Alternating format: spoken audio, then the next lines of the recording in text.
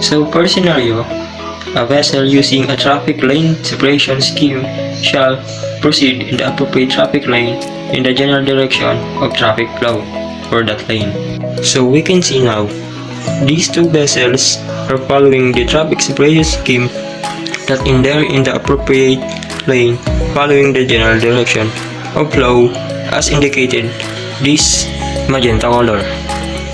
So far, as we navigate as practicable, keep clear of a traffic separation line or separation zone.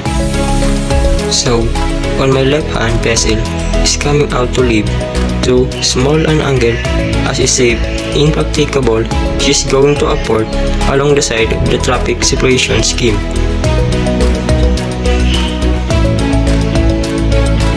And this on my right hand vessel has left at the termination of the lane.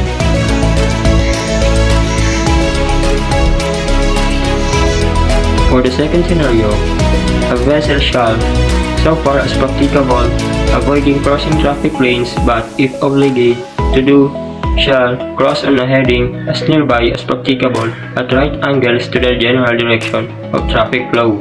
So now, on my right hand vessel, wants to cross the traffic lanes, they got to maintain a heading at a right angle to the direction of flow. In each of the lanes, they got to get straight across as quick as they can.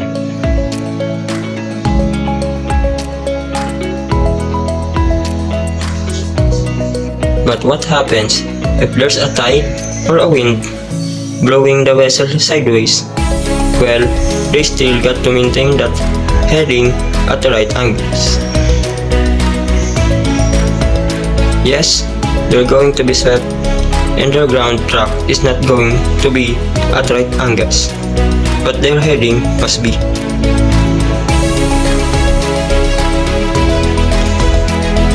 You can see this track over the ground that they've followed as quite along the one, but they've maintained the right angle heading. The reason for this is you need to maintain aspect and get across the lane as quick as you can. Now I just want to have a look at one particular example of a crossing situation where we can see all the other rules still apply. So in this scene, we've got on my hand vessel wanting to cross the traffic lanes. We know she's got to do so on a heading as nearly as practicable at right angles to the general direction of traffic flow. She's got herself in that position already.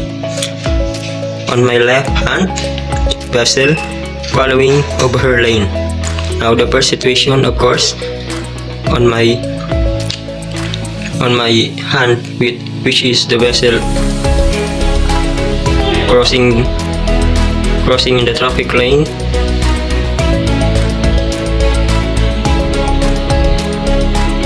Now this one vessel has to come around and give way because it's still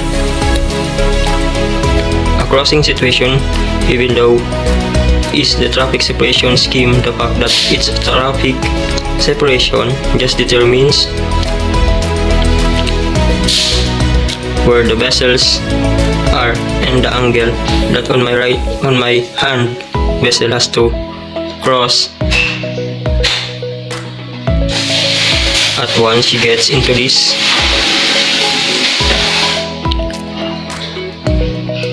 And for the last scenario, as stated in section H of this rule, if a vessel is not using a traffic separation scheme, what proper action she must do to avoid confusion to the vessels who are going to enter or going to use the traffic scheme.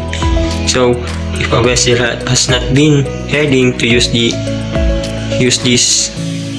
traffic separation scheme, it should be as far away from it as possible so that does not cause confusion for other ships heading to or leaving the traffic separation scheme. The vessel also must follow designated traffic flow and keep away from separation line, which is this. And The ship must not stand by or take anchoring. So it should be keep away from the traffic separation line and follow its designated direction of lane.